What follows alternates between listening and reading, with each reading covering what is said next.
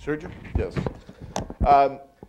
A few years ago, I was invited to breakfast with Otto Reich by a Cuban-American friend of mine who thought I might help him with his confirmation and a few Democratic senators. And my Cuban-American friend began the breakfast by letting him know that I knew Senator A and I had worked in the campaign of Senator B, et cetera, et cetera. And Otto Reich interrupted him and said, but Sergio, do you know Janice O'Connell?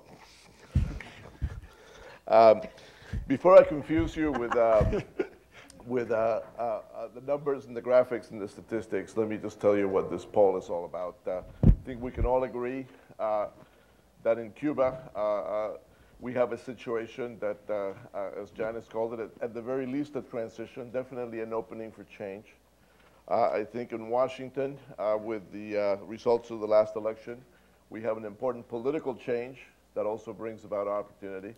And what I want to report to you is happening in Miami and the Cuban-American community is a tremendous opening for looking at the U.S. policy toward Cuba in a different way.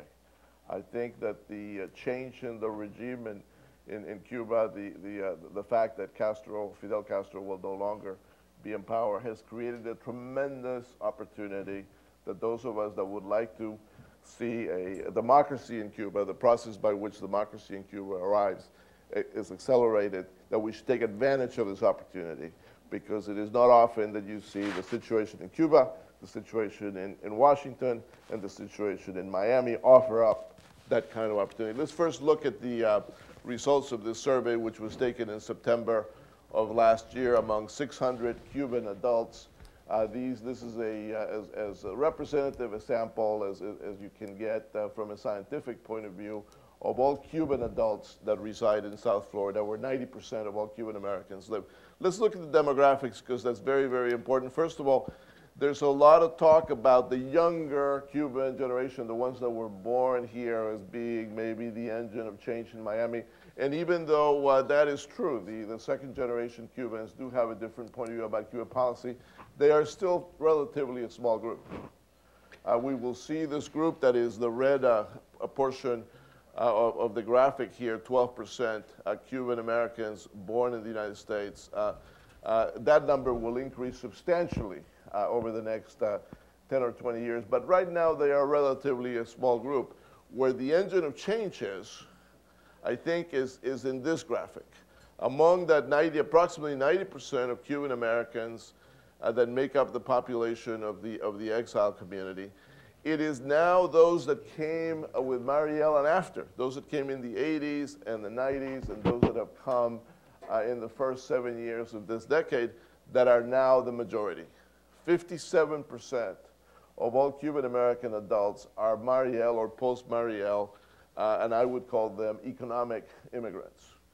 Don't go there yet.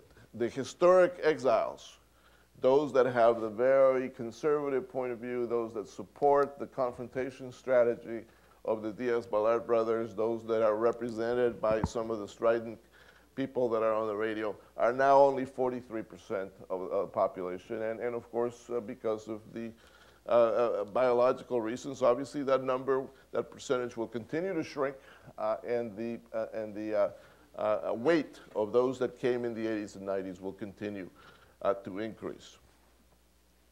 Where you have a very important differential, of course, is in the fact that the ones that are the historic exiles, the ones that came before the 80s, are registered to vote almost to the person. 92% of the ones that came in the 60s and 70s are registered to vote, where the post-Mariel Cubans are only less than half are registered to vote. That is changing. Only 2 or 3 years ago, only 18% of that second group was registered to vote. But they are now registering in large numbers. Many of them have now been here in the United States for more than 20 years. That's usually the amount of time that it takes for economic immigrants to integrate themselves into the country, register, and begin to participate in elections. And I would expect that by the 2008 presidential election, the majority of those that came after 1980 will be a part of the electorate. We see also that there is a important change going on in terms of party registration. Although Miami and the Miami Cuban community has been a one-party place for many, many years. You can see here among the ones that came in the 70s, the 60s, more than 80% are registered Republican.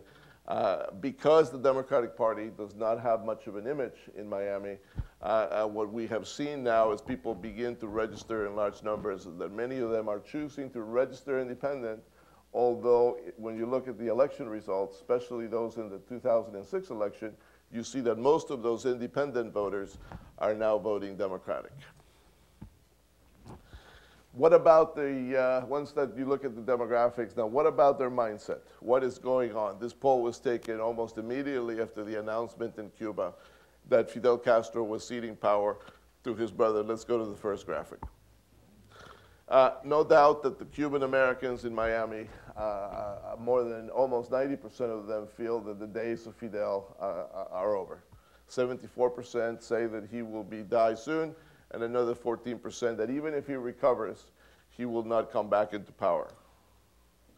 And the majority of Cuban Americans in Miami, whether they happen to be historic exiles, whether they happen to be post-Mariel exiles, they feel that there is a major probability that a transition towards democracy in Cuba is now a real possibility. Only 30% are somewhat pessimistic about what might happen. So the opening is there. They see the retirement, if you may, of Fidel Castro as a major opportunity for change.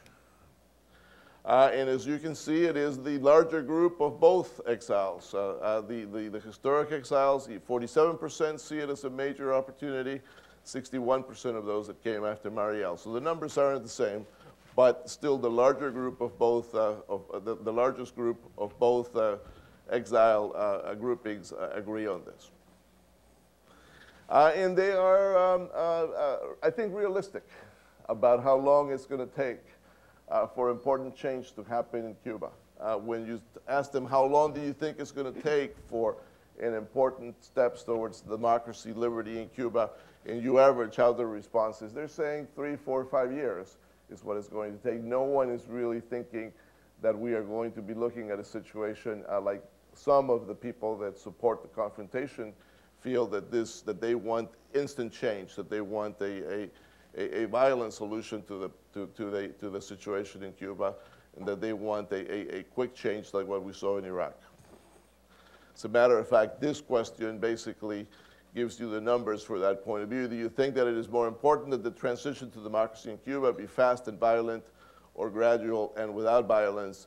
By almost 4 to 1, they want the gradual change without violence. That was not the point of view 20, 25 years ago. Go ahead. This is kind of an interesting result about where their minds, where they're looking at it from. Would they return to Cuba to live? Only a very small percentage are thinking of returning. The overwhelming majority of their lives are now here. Their families are here. Their businesses are here. So they are beginning to look at this issue, most of them, I think, more as Americans than as Cuban exiles, because they do not plan to live on the island even if we have a return to democracy. Now, what about the specifics of U.S. policy? First of all, it should be clear that they don't particularly reject President Bush on Cuba 100%. There's still the majority, of course, they are very loyal Republicans, most of them, or many of them. But still, the majority feel that President Bush has done an okay job when it comes to Cuba policy since Fidel announced that he was ceding power to his brother. Of course, much of this has to do with the fact that the other point of view, the Democratic point of view, has, besides Joe, who does his best on his own, has not really had a lot of a hearing in Miami, Florida. What about the restrictions imposed by the Bush administration right before the election? Half and half, 49% approve of the travel restrictions, 45% disapprove. Go ahead. What about the embargo? And this is very, very important because at the end, this is the linchpin of the confrontation strategy. At this stage, 53% support it, 36% say it should be eliminated. But look at the difference in terms of the two groups. Go ahead. When it comes to the historic exiles, it is 3.5 to 1 in support of the embargo. When it comes to those that came after 1980, it is even Steven at 45-44. But look at this change in a short period of time.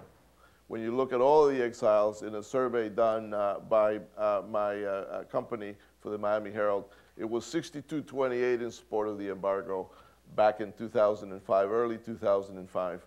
Now it is 53-36. It used to be 80-20.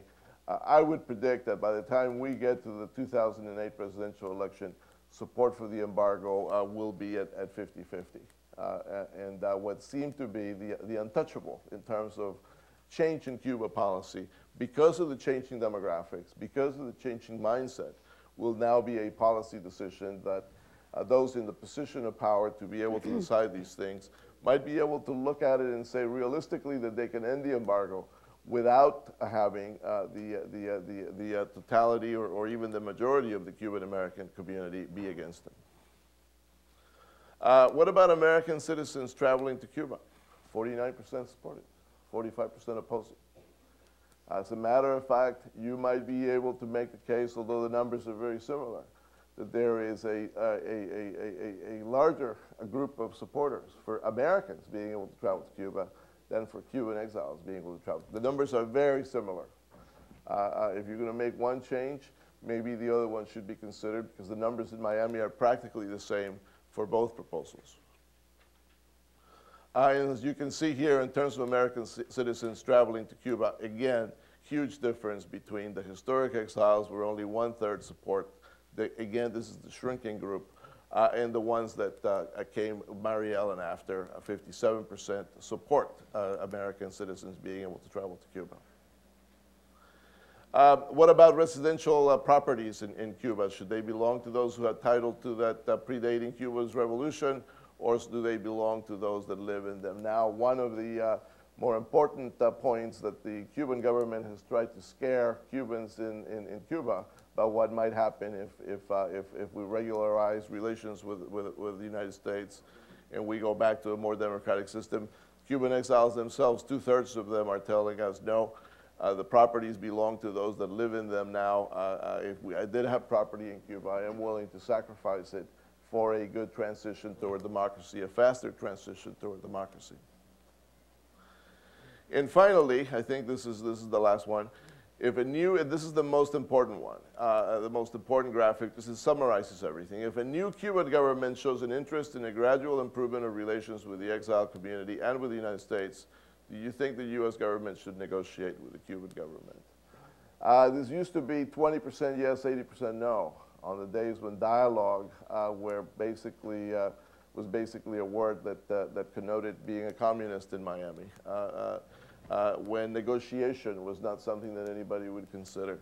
Now 72% over the telephone, knowing that we know who they are, saying yes, if there is an interest, if there is a signal from the Cuban government to negotiate, that we should go ahead and do it. Only 20% said we should not negotiate. I think that's the last one, or is there one more? And again, this question has overwhelming majority support from both groups. Even the historic exiles, the ones that basically still oppose the embargo, those that still feel that President Bush is doing a good job on Cuba, et cetera, they even support negotiating with the Cuban government at 61%, the post-Mariel ones at 75%. So again, let me emphasize, a great opportunity in Cuba, without any doubt, great opportunity in Washington, no doubt because of the political change. In Miami is at its tipping point. The Cuban American community has so much influence over U.S., for good or for bad, it has had a lot of influence over our policy toward Cuba, is now at a tipping point. And I think at least what I would recommend from looking at these numbers is be aggressive, accept this opportunity as one that could lead to very important change, that could bring the day with Cuba as a democracy and freedom much closer than what it is today. Joe?